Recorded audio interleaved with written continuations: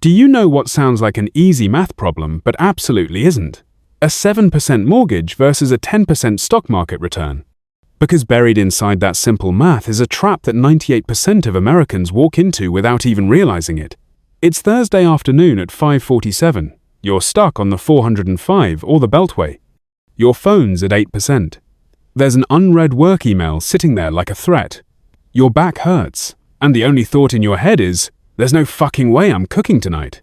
So you open DoorDash. You order Chipotle, $18 for a burrito bowl, $4.99 delivery fee, $3 service fee, $5 tip, because you're not a monster, $34 after tax. And you don't even hesitate. You hit order instantly, because your brain is cooked. You've been thinking all day. Decision fatigue 1. And this is normal. This is modern American work life. Now here's the illusion nobody talks about. Your hourly wage. The one you think you earn. I've met 100 Marcuses. This one's 32. Marketing job in Denver. Mid-sized company. $65,000 a year. On paper, that's $31 an hour. Sound solid, right? Middle class? Doing okay? Until we actually run the numbers. After taxes, that hourly rate drops to 24, and that's just the opening act. Because now come the costs that only exist because of the job. 70 minutes of commuting every day. That's $4,500 a year. Work clothes, $1,200. 2 lunches out every week because you're too tired to prep. Another $1,200. Coffee to survive the exhaustion, $600. And then there's the sneakiest one of all. Stress spending. $60 Friday drinks. Impulse weekend trips. Subscriptions you never use. $90 massages after brutal weeks. Therapy copays. 11 p.m. Insomnia Amazon orders. None of this is luxury. This is damage control. Add it all up. Marcus isn't living on 65 grand. He's living on about 38,000. And it gets worse. HR says he works 40 hours a week. That's a lie. 6:50 a.m. Wake up routine, 35 minutes. Commute, 70 minutes. 8 hours of work that somehow turns into 9 because lunch doesn't count when you're trapped by geography. 30 minutes at home doom-scrolling Slack. That's 57 hours a week, not 40. Now do the real math. $38,000 divided by roughly 2,900 hours a year. $13 an hour, not 31. 13. Less than a Panera shift lead. Except the Panera manager walks to work, wears a uniform, and their brain shuts off when the shift ends. This is the scam. You've been sold a low-margin, high-burn business model where you are both the owner and the product, and you're operating at a loss. Your neighbor just retired. Nice guy. Same company for 30 years. House paid off. 2 cars in the driveway. Timeshare in Florida. You see him Tuesday morning mowing the lawn and think, that's success. He made it. But here's what you don't see. His 400 and wonk probably has 15 grand. Social security check? 1,400 a month. And he's already calculating how to stretch that out for 25 years. Meanwhile, his wife needs a hip replacement. Insurance doesn't cover everything. That's not retirement. That's a slow-motion financial panic being played out with a lawnmower. 98.2% of American households are staring down this fate. Federal Reserve data, Employee Benefits Research Institute, all of it. Only 1.8% have 2 million or more in retirement accounts. Repeat it, 1.8%. That means out of 100 households, maybe 2 hit that mark. And here's the kicker. Median retirement savings? $8,700. Half of households have less than that. Not even enough for a decent used car. Now let's talk about the ultimate choice. 7% mortgage versus 9% investment returns. That's the real question. Nate, I get it. I have a mortgage. Now what? Pay it off early or throw that extra money into the market? Let's run real numbers. You just bought a $500K house at 7%. Monthly principal and interest, $3,327. 1 year later, raise hits. Extra $1,000 a month disposable. Option 1, invest that $1,000 into an S&P 500 fund. 9% real return. Bump contributions by 3% a year. 29 years later, roughly $1.834 million.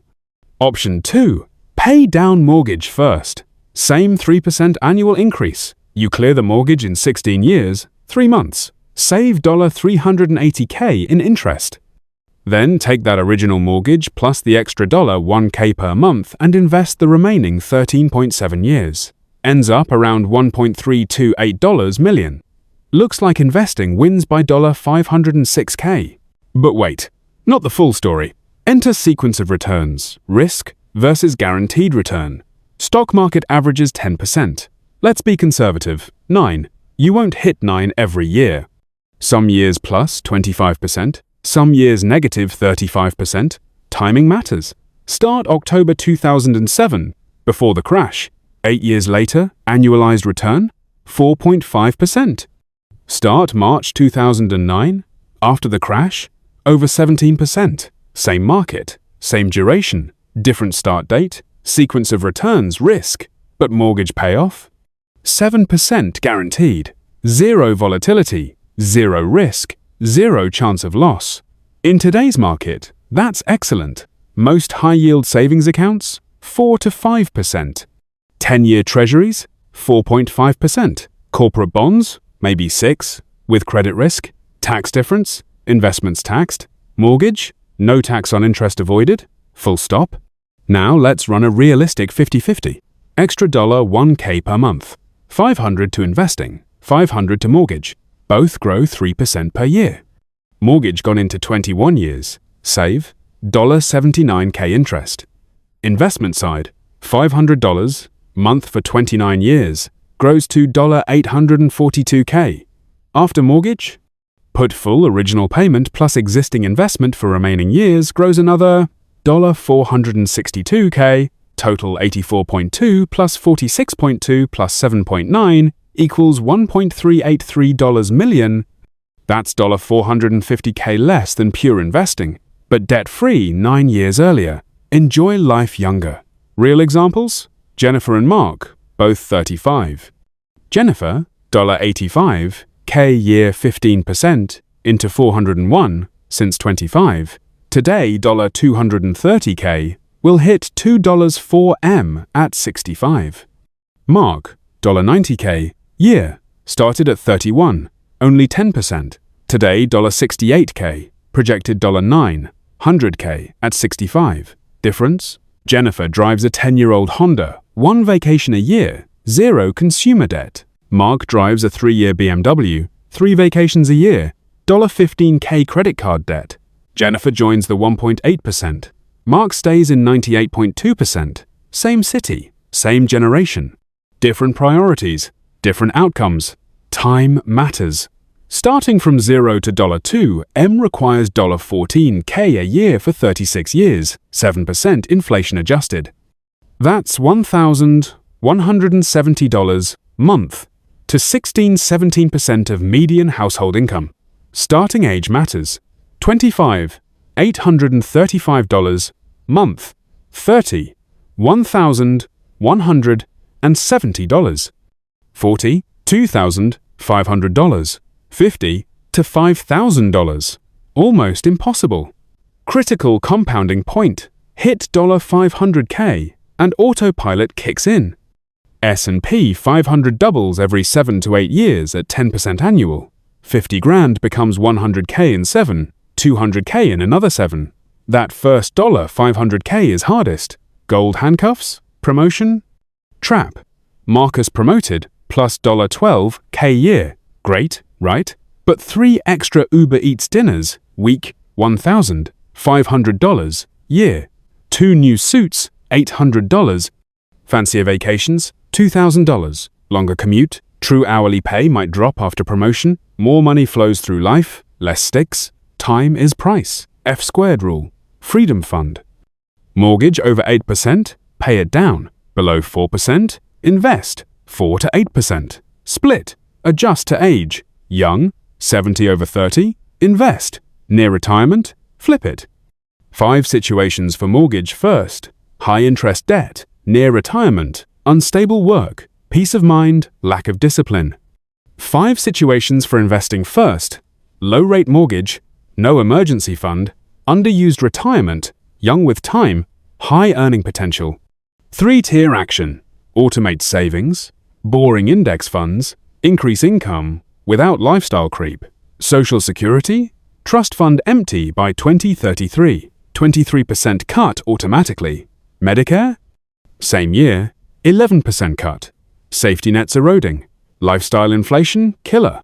1.8%. Save more when income rises. 98.2% spend more. Real number check. Track your true hourly wage. Write it down. Next time, $34 Chipotle, $85 jacket, $5 coffee. Ask, how many hours of my life is this worth? Thursday, 5:47. Stock on 405. Phone 7%. Unread emails. Back hurts. But now you see the real cost of that $34 burrito. You know Marcus's story.